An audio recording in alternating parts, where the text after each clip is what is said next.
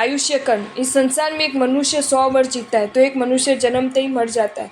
कोई चढ़ती जवानी में मरता है तो कोई वृद्धावस्था में मर जाता है। ये देखकर जिज्ञासा हो जाती है कि जीवन और मृत्यु का कोई निर्णायक तत्व अवश्य होना चाहिए। कर्म सिद्धांत के अनुसार इस जिज्ञासा का समाधान कराने वाले तत्व है आयुष्य कर्म, जो जीवन धारण करने की अवधि का नियामक है। आयुष्य कर्म के अस्तित्व से प्राणी जीवित रहता है और इसके क्षय होने पर मृत्यु का आलिंगन करता है। देव, मनुष्य, तिर्यंच और नरक, इन 4 गतियों में से किस आत्मा को कितने काल, कहाँ काल तक अपना जीवन वहाँ बिताना है या उस नियत शरीर से बद्ध रहना, इसका निर्णय आयुष्य कर्म करता है। जिस कर्म के उदय से जीव निश्चित काल की पूर्णता से पहले मृत्यु प्राप्त नहीं कर सकते, उसे आयुष्य कर्म कहते हैं। आयुष्य कर्म का स्वभाव कारागृह के समान है। जैसे अपराधी को अपराध के अनुसार अमुक काल तक कारागृह में डाला जाता है और अपराधी उससे छुटकारा पाने की इच्छा भी करता है, किंतु अवधि पूरे हुए बिना निकल नहीं पाता है, उसे निश्चित समय तक वहाँ रहना पड़ता है। वैसे ही आयुष्य कर्म के कारण जीव को निश्चित अवधि तक नरकादि गतियों में रहना पड़ता है। जब बांधी हुई आयु भोग लेता है तभी उसे उससे छुटकारा मिलता है। आयुष्य कर्म का कार्य जीव को सुख दुख देना नहीं है, परंतु नियत अवधि तक किसी एक शरीर में बनाए रखने का है। नरक गति के नारकी पल पल मौत की इच्छा करते हैं, परंतु जब तक आयुष्य कर्म पूरा न हो तब तक वे मर नहीं सकते। वैसे ही उन मनुष्य और देवों को जिन्हें विषय भोगों के साधन प्राप्त है और उन्हें भोगने के लिए जीने की प्रबल इच्छा रहते हुए भी आयुष्य कर्म के पूर्ण होते ही परलोक सिधारना पड़ता है। अर्थात आयुष्य कर्म के अस्तित्व से जीव अपना निश्चित समय प्रमाण अपनी गति एवं स्थूल शरीर का त्याग नहीं कर सकता है और क्षय होने पर मरता है, यानी समय पूरा होने पर उस स्थूल शरीर में नहीं रह सकता है। आत्मा आयुष्य कर्म कब बांधती है? इस संसार में 4 प्रकार के जीव हैं: देव, नारकी, तिर्यंच और मनुष्य। देव और नारकी जीवों का आयुष्य उनके 6 महीने की आयु शेष रहने पर बंध जाती है। मनुष्य और संघी तिर्यंच पंचेंद्रिय का आयुष्य इस नियम से है: वर्तमान जन्म की निश्चित आयु को 3 भागों में बांटने पर इनमें से 2 भाग बीत जाने के बाद जो शेष रहे उस एक भाग में अगले जन्म की आयु बंध सकती है। यदि उस समय आयु न बंधे तो शेष रहे एक भाग को 3 हिस्सों में बांटने पर उनमें से 2 भाग बीत जाने के बाद जो शेष बचे उस एक हिस्सों में आयु बंधती है। यूँ करते करते अंतिम अंतुर मुहूर्त में आयुष्य अवश्य ही बंधती है। उदाहरण के तौर पर मान लीजिए किसी व्यक्ति का वर्तमान जन्म का आयुष्य 90 वर्ष का है, तो 60 वर्ष व्यतीत हो जाने पर आगामी जन्म का आयुष्य बंध सकता है। यदि उस समय न बंधे तो शेष 30 वर्ष के 2 भाग यानी 20 वर्ष बीत जाने पर शेष 1/3 यानी 10 वर्ष में उसका आयुष्य बंध सकता है। अर्थात पूर्ण आयु 90 वर्ष की होने से 80 वर्ष बीत जाने पर आयुष्य बंधता है। उस वक्त भी ना बंधे तो अंतिम 10 वर्ष को भी 2 भाग बीत जाने के पर आयुष्य कर्म बंधता है। आयुष्य कर्म के 2 प्रकार हैं: अपरिवर्तनीय आयुष्य, अनपरिवर्तनीय आयुष्य। जो आयु किसी शास्त्र, विष, पानी, अग्नि आदि का निमित्त पाकर बंधकालीन स्थिति के पूर्ण होने से पहले शीघ्र भोगी जा सके, वह अपरिवर्तनीय आयुष्य है। इसे अकाल मरण भी कहते हैं। अनपरिवर्तनीय आयुष्य, जो आयु बंधकालीन स्थिति के पूर्ण होने से पहले न भोगी जा सके, वह अनपरिवर्तनीय आयु है। इसे काल मरण भी कहते हैं। मान लीजिए एक तिनकों का तूना को देर है, उसमें आग की एक चिंगारी छोड़ दी गई। वह धीरे धीरे एक एक तिनके को जला रही है और उसके चारों ओर तथा बीच में आग की लपट छोड़ दी गई तो तिनका का पूरा ढेर कुछ ही क्षणों में जलकर समाप्त हो जाएगा। एक अग्निकण द्वारा एक एक तिनके को जलाए जाना सामान्य रूप से आयु पूरी हो रही है, अर्थात अनपरिवर्तनीय आयुष्य है। लपट द्वारा तिनकों के ढेर का भस्म हो जाना, आयु का शीघ्र ही क्षीण हो जाना, समाप्त हो जाना, अर्थात अपरिवर्तनीय आयुष्य है। आयु चाहे अपरिवर्तनीय या अनपरिवर्तनीय ही क्यों ना हो, दोनों ही पूरी होती है, अंतर केवल जल्दी और देर का है। आयुष्य कर्म की उत्तल प्रकृतियाँ। आयुष्य कर्म की उत्तल प्रकृतियाँ 4 हैं: नरकायु, तिर्यंचायु, मनुष्य आयु और देवायु। इस संसार में जितने भी संसारी जीव हैं उन्हें नरक, तिर्यंच, मनुष्य और देव, इन 4 विभागों में बांटा गया है। समस्त संसारी जीव आयुष्य कर्म से युक्त होते हैं, इसलिए आयुष्य कर्म के 4 भेद बताए गए। नरकायु, जिस कर्म के उदय से नरक गति का जीवन बिताना पड़ता है उसे नरकायु कहते हैं। स्थानांत सूत्र में नरकायुष्य कर्म बंध के 4 कारण बताए गए: महारम, महापरिग्रह, पंचेंद्रिय वध और मांसाहार। महारम, आरंभ अर्थात हिंसाजनक क्रियाकलाप, तीव्र क्रूर भावों के साथ अधिक संख्या में या अधिक मात्रा में किया गया कार्य महारम कहलाता है। जो आत्मा महारम में आसक्त रहती है वह नरक गति का आयुष्य बंध लेती है। महारम में आसक्त कालशैली कसाई प्रतिदिन 500 भैंसों की हत्या करने के कारण 7वीं नरक में गए।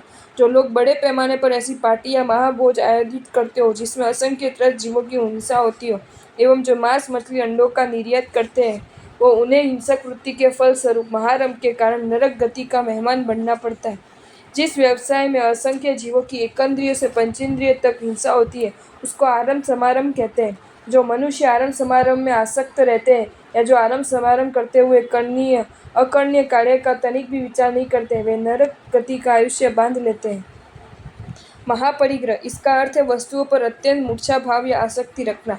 अत्यधिक परिग्रह रखने का भाव यानी अत्यधिक संचय करने की वृत्ति। जैसे मम्मन शेठ ने सांसारिक पदार्थों पर अत्यंत आसक्ति रखी। उसने हीरे मोती रत्नों से जड़ित एक बेल बना लिया था और वैसा दूसरा बेल बनाने के लिए वह कठोर श्रम कर रहा था, किंतु मरने के बाद उसे 7वीं नरक में जाना पड़ा, जहाँ भयंकर यातनाएं सहनी पड़ती है। ममता मूर्छा भावी वस्तु परिग्रह का केंद्रीय अर्थ है। बाह्य वस्तुओं पर या अपने शरीर आदि पर जो आसक्ति है वो परिग्रह है। यहाँ महाशब्द से ममता भाव की तीव्रता सूचित की गई है। विशाल धन संपत्ति होने मात्र से कोई परिग्रही नहीं हो जाता। जैसे आनंद कामदेव आदि श्रमणोपासकों के पास 12 करोड़ सोने या आदि की संपत्ति थी, किंतु उस धन के प्रति उनको तीव्र ममता नहीं थी। भरत चक्रवर्ती के पास 6 खंड का साम्राज्य तथा विशाल वैभव था, किंतु वे महापरिग्रही नहीं थे क्योंकि उनमें अनासक्त थे। जिसके पास संपत्ति नहीं है परंतु संपत्ति की कल्पना करके जो आसक्ति करता है वह भी नरक गति का आयुष्य कर्म बांध लेता है। मनुष्य के पास संपत्ति वैभव हो या ना हो, जहाँ आसक्ति है वहाँ परिग्रह है। पंचेंद्रिय वध, मनुष्य पशु पक्षी आदि पंचेंद्रिय जीव की संकल्प की बुद्धि से वध करना। जो लोग देव देवियों को बलि चढ़ाना, तस्करी डकैती करना, शिकार करना या कसाई खाना चलाने के लिए आतंकवाद से प्रेरित होकर या क्रूरता पूर्वक द्वेष वेश निर्दोष मनुष्य पशुओं पक्षियों मछलियों आदि पंचेंद्रिय प्राणियों का वध करते और गर्भपात कराते, वे नभी नारकीय जीवन प्राप्त करते हैं। मांसाहार, मांस मछली और अंडों आदि ईंधन में मिश्रित पदार्थों का सेवन करना कराना भी तीव्र हिंसाकारक परिणाम होने से नरक आयु का बंध कराता है। तिर्यंच आयु, जिस कर्म के उदय से आत्मा को तिर्यंच गति में जीवन बिताना पड़े वह तिर्यंच आयु कर्म है। तिर्यंच आयु के कर्म बंध के 4 कारण हैं। गूढ़ माया, कपट को कपट के द्वारा छिपाना, बाहर से मित्रता संयोग सद्भाव दिखाना और भीतर से कषाय वैर भाव और आक्रोश रखना, मुख में रांग बगल में चूड़ी कहावत की भांति ठगी करने से भी तिर्यंच आयुष्य का बंध होता है। सशल्य, माया करना, कपट और शल्य युक्त होना, महाव्रत नियम भंग होने पर आलोचना नहीं करने वाला, किसी अन्य के नाम से आलोचना लेकर शल्य रहित आलोचना करने वाला तिर्यंच आयुष्य का बंध करता है। लक्ष्मणा साध्वी ने सशल्य आलोचना ग्रहण करके भारी संसार का उपार्जन किया था। असत्य भाषण, सत्य आत्मा का स्वभाव है और झूठ बोलना एक असहज तनाव है। क्रोध, लाभ, भय और स्वार्थ के कारण मनुष्य असत्य भाषण करता है और तिर्यंच आयु का बंध कर लेता है। असत्य भाषण का परिणाम पशु जीवन की प्राप्ति के रूप में मिलता है, किंतु झूठ बोलते समय अनेक दोषों की और कुसंस्कारों की जो पुष्टि होती है वह महाघातक है। झूठा तोल माप करना, खरीदने के तोल माप और बेचने के तोल माप भिन्न भिन्न रखना, व्यावहारिक जगत में छल कपट करना विश्वासघात है। धार्मिक जगत में छल कपट महाघातक है। जो लोग धर्म के नाम पर पाखंड फैलाते हैं, दम दिखावा करते हैं, भोले लोगों को ठगते हैं, उसके कटु परिणाम इस जन्म में नहीं अगले जन्म में भी भोगने पड़ते हैं। इस बात को सूत्र कृतांग सूत्र में स्पष्ट कहा है।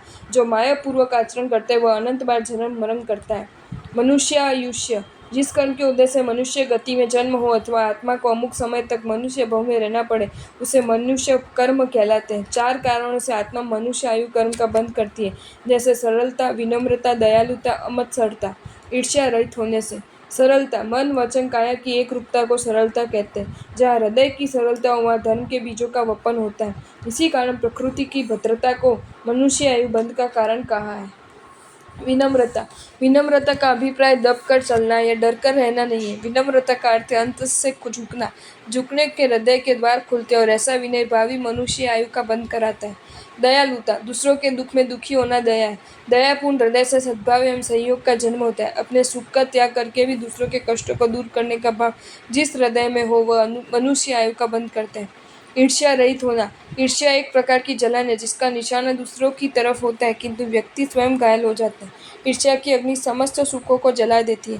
दूसरों के सुखों को देखकर जो व्यक्ति जलता कूदता है उसे मनुष्य आयु प्राप्त नहीं होती। देव आयुष्य, जिस कर्म के उदय से आत्मा को अमुक समय तक देव गति में जीवन व्यतीत करना पड़ता है उसे देव आयु कहते हैं। देव भव की निश्चित आयु पूरी होने पर देवता वहाँ चाहकर भी एक क्षण अधिक नहीं रह सकते। देव आयुष्य बंध के 4 कारण हैं। सराग संयम, संयमा संयम, बाल तप और अकाम निर्जरा। सराग संयम। संयम का अर्थ है आत्मा को पापों से दूर कर लेना, हिंसा आदि सभी पापों से वृत्ति रूप चारित्र ग्रहण कर लेना। पर भी जब तक राग या कषाय का अंश शेष है तब तक वह संयम शुद्ध नहीं होने से उसे सराग संयम कहते हैं। शुद्ध संयम से कर्म क्षय होता है, किंतु राग युक्त संयम होने के कारण देवायु कर्म का बंध होता है। संयम असंयम, इसका अर्थ है कुछ संयम और कुछ असंयम। इसे देशवृत्ति चारित्र कहते हैं। श्रावक के व्रत में स्थूल रूप से हिंसा, झूठ, चोरी आदि का प्रत्याख्यान होता है, किंतु सूक्ष्म एकेंद्रिय जीवों की आरंभ से हिंसा का सर्वतीय त्याग नहीं होता। ऐसे संयम असंयम का पालन करने वाला गृहस्थ भी देवायु को बंद करता है। बाल तप, इसका अर्थ है अज्ञान युक्त तप या सम्यक ज्ञान से रहित तप। जिस तप में आत्मशुद्धि का लक्ष्य न होकर अन्य कोई भौतिक या लौकिक लक्ष्य हो उसे बाल तप कहते हैं। जैसे धुनी रमाना, वृक्षों के साथ स्वयं को उल्टा बांध देना, ठंडे पानी में खड़े रहना, महीनों तक तलगर या गुफा में तप बाल तप है। सम्यक ज्ञान के अभाव में किया गया यह अज्ञान तप भी देवायु का बंध कराता है। आगमों में ऐसे अनेक बाल तपस्वियों का वर्णन है। ताम्ली तापस, अग्निशर्मा आदि भी बाल तप के फलस्वरूप देवगति में गए। अकाम निर्जरा, अनिच्छा से या दबाव से, भय से या पराधीनता से, लोभवश या मजबूरी से भूख आदि को कष्ट के सहन करना अकाम निर्जरा है। यद्यपि पेड़ पौधे, नारकी आदि जीव भयंकर कष्ट सहते हैं, उन्हें अनिच्छा से कष्ट सहना पड़ता है, तथापि सम्यक ज्ञान न होने से वे कष्ट के समय संभाव एवं आत्मचिंतन नहीं कर पाते। मजबूरी में कष्ट सहने से उनकी अकाम निर्जरा होती है, किंतु साथ ही दुर्ध्यान होने से वे देवायु का बंध नहीं कर पाते। आपको ये वीडियो अच्छा लगा हो तो इसे लाइक करें और शेयर करें, और ऐसे ही नए नए वीडियोज़ देखने के लिए सब्सक्राइब करें हमारी channel Jain facts and stories को।